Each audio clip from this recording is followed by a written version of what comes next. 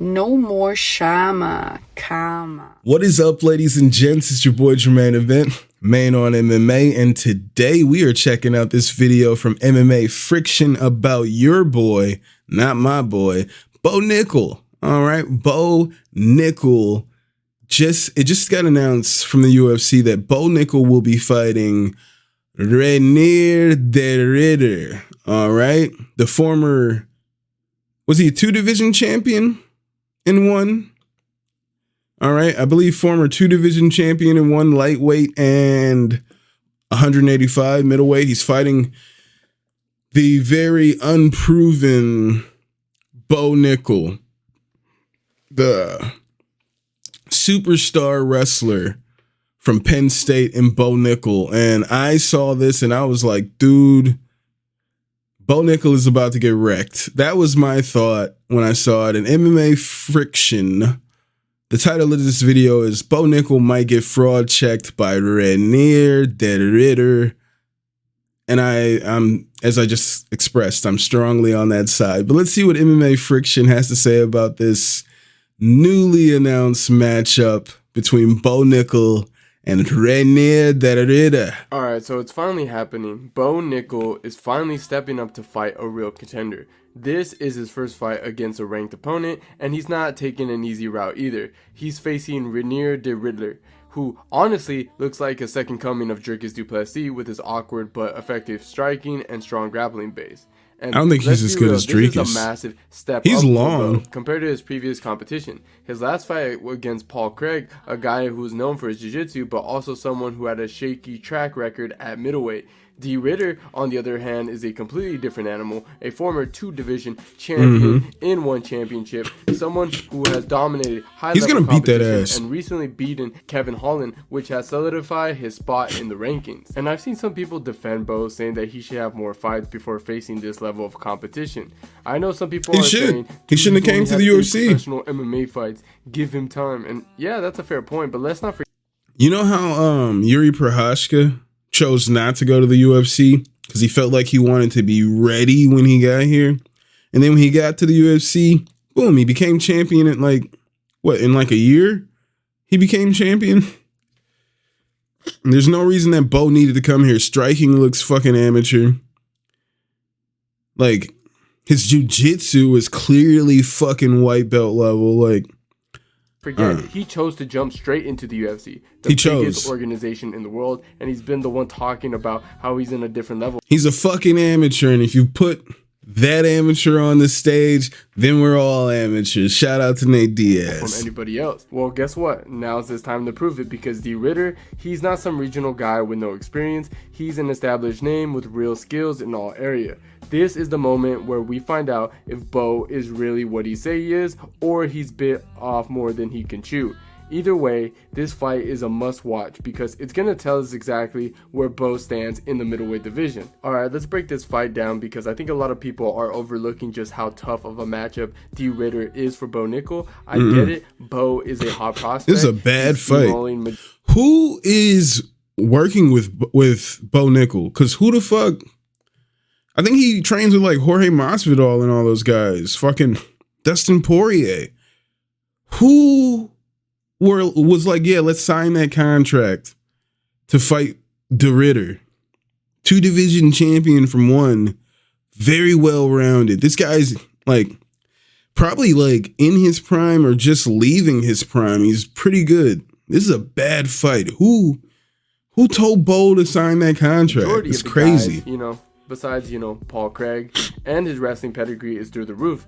But MMA isn't just wrestling, and De Ridder has all the tools to make this fight a nightmare for him. He brings a completely different set of challenges. Unlike Craig, who's more of a guard player and willing to work off his back, De Ridder is an offensive, top position grappler. He thrives on pressure, chains together takedowns, and once he gets on top of you, he's relentless with position control. He gets on top of you, he gets on top of chaining together, thrives on pressure.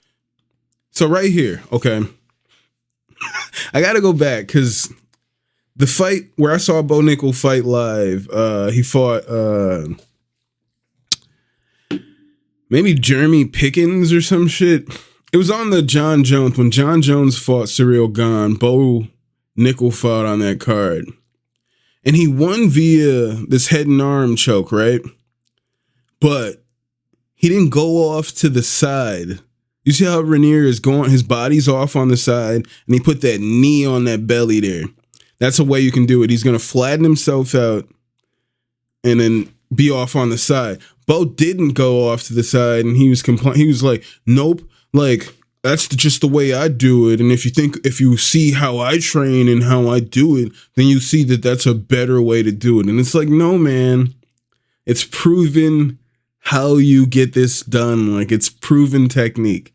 Reinier is good everywhere. His jiu-jitsu is definitely not white belt level. This is a nightmare for Bo. Grappler. He thrives on pressure, chaining together takedowns, and once he gets on top of you, he's relentless with position control and submission. Now, Bo is obviously an elite wrestler, but this isn't just wrestling for... If you can beat GM3... and you're probably ready for the belt, ladies and gentlemen. Shout out to GM3. Jiu-jitsu. It's not that type of matchup at all. De Ridder isn't just looking to pull guard. He's looking to dictate where the fight goes, and he's comfortable in scrambles. If Bo gets a takedown but doesn't establish solid control, De Ridder can sweep, reverse, or even take his back in transition. That's what makes this fight so interesting.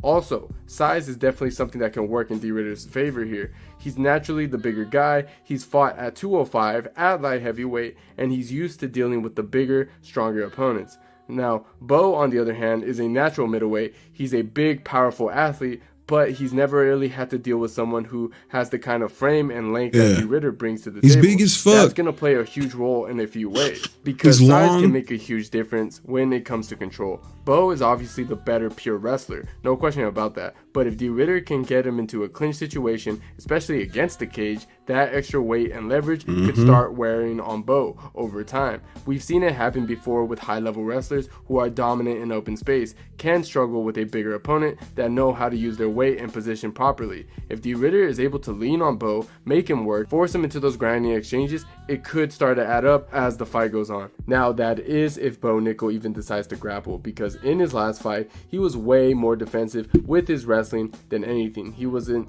aggressive, hunting down takedowns or anything like we've seen before. He was hesitant, almost like he didn't want to engage in Paul Craig's guard at all, which I get. Craig is a danger.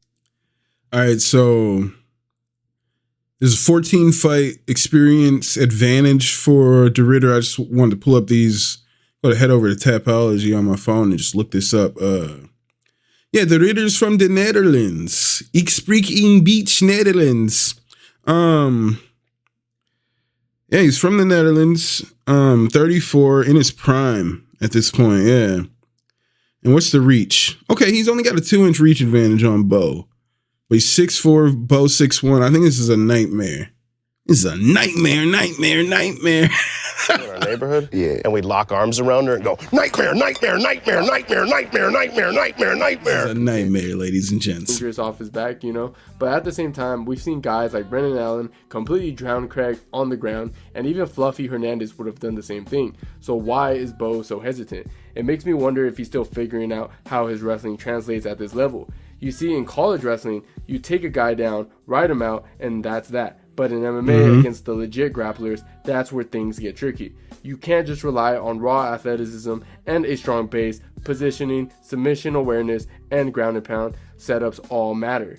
Now, if Bo goes into a fight with that same hesitance, it could be a problem because De Ridder isn't going to wait around. He's not a guard puller like Craig. He wants to initiate the grappling, get on top, and work his game from there. And if Bo isn't fully committed to his wrestling, then what's his plan? Because on the feet, neither guy is a polished striker, but Bo is the better athlete, and his explosiveness could be a difference maker in this fight. If he can mix in his striking just enough to keep De Ridder guessing, it'll make his wrestling. I don't agree. I think we're putting too much on this collegiate wrestler, high-level wrestler. Why is he a better athlete than the 2-division champion, Reinier de Ridder? Look at these two guys. All right, look at them in this picture right here. Nobody would look at Bo Nickal and say he's clearly the better athlete than that grown man over there. Look at that dude. Look at all the veins popping out of his neck.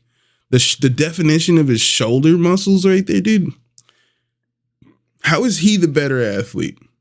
Because he's a good American wrestler, that means nothing to me. Even more effective. But if he's blindly shooting and de Ridder times it, we could see Bo in some dangerous submission attempts.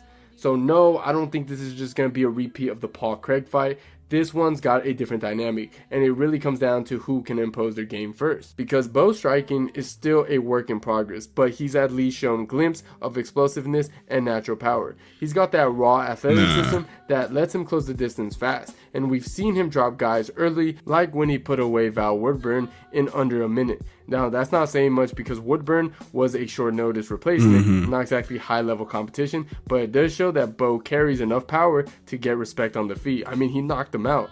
Now, as for de Ridder, his striking has never been his strong suit. If you've seen his fights, you would know he's not out there setting up Chris combos or feigning his way into shots. He's okay. Awkward, a little bit stiff, and mainly uses his striking to set up his takedowns. And we've seen him struggle against someone with solid stand-up before. I mean, look at his fight with Anatoly Malikin. That's made different. him look completely lost. You're going to say, look at the fight with Malikin? Malikin's light heavyweight and heavyweight champion. That dude's big as fuck. And he's got heavy hands. He's also a 2-division champion.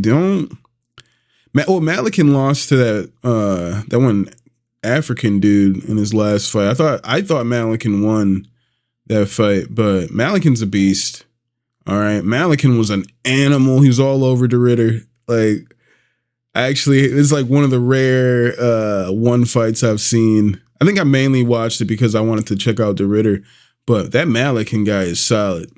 Rocking him multiple times before finishing him. Now, obviously, Bo isn't as sharp as a striker as Malikin, but the fight exposed a Malikin's huge. in de Ridder's game. If he can't get his grappling going, he has no back. Heavyweight and light heavyweight champion versus natural 185er Bo Nickal. He's going to be a lot bigger than Bo. This is a nightmare.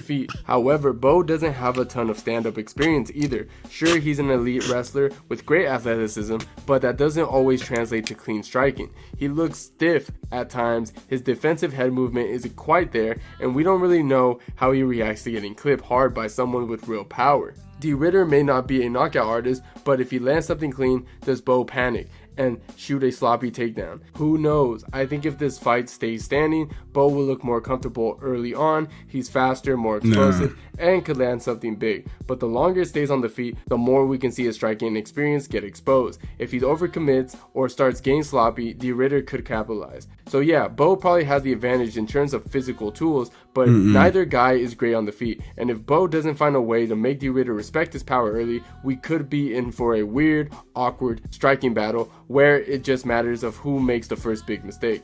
And then there's the reach factor. On the feet, neither guy is a great striker, but de Ridder has that natural length advantage. He's awkward, he doesn't have the best boxing, but if he can use his reach to keep Bo at a distance, he might be able to frustrate him and force Bo to make mistakes. Man, he's really disrespecting de Ridder here. De Ridder's a much better striker than he's giving him credit for. Like, this is weird.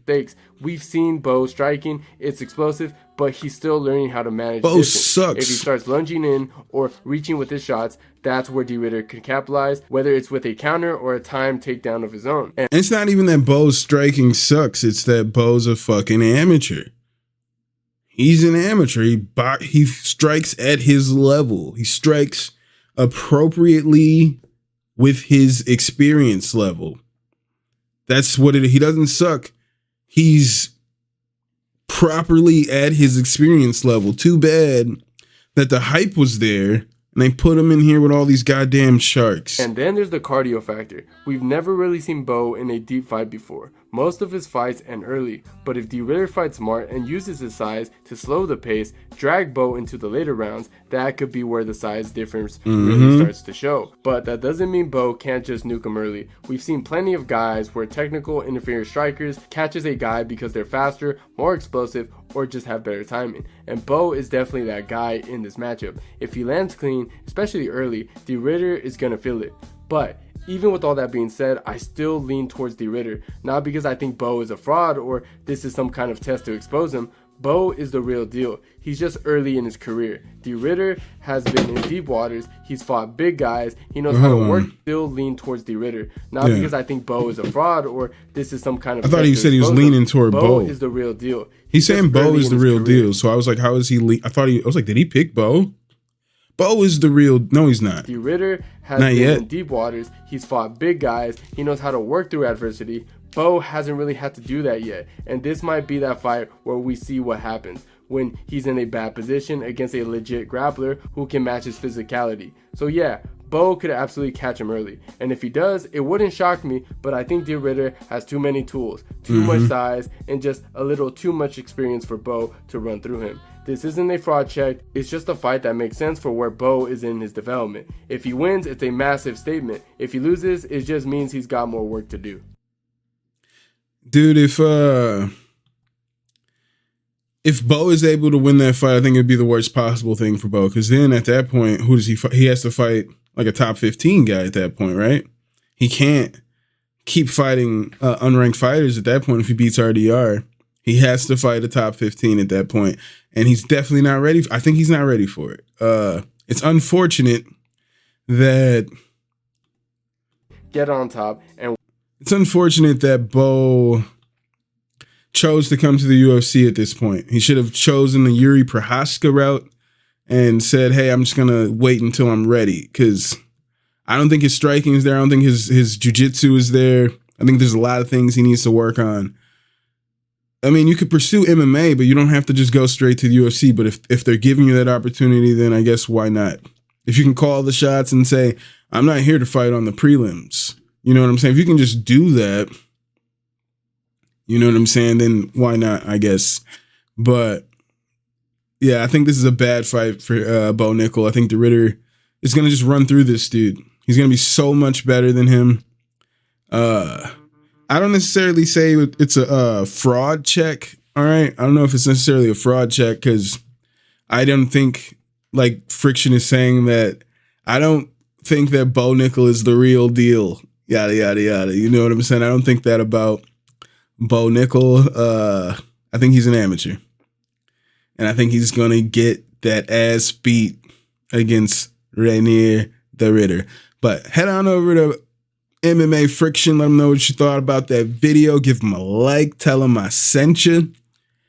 And let me know in the comments what you guys think about this fight. Who do you have? Are you team Bo Nickal or are you team RDR, ladies and gents? Let me know in the comments. Thank you guys once again for being here. Hit that like, hit that subscribe, and I'll see you guys soon. Featherweight, I'm more Francis Ngannou. I be the biggest problem out of any nigga I know. A little old school, like some 45 vinyls. You niggas old duels, what that do to the wino? I do it the commercial way, pay without the splits. Went and got my own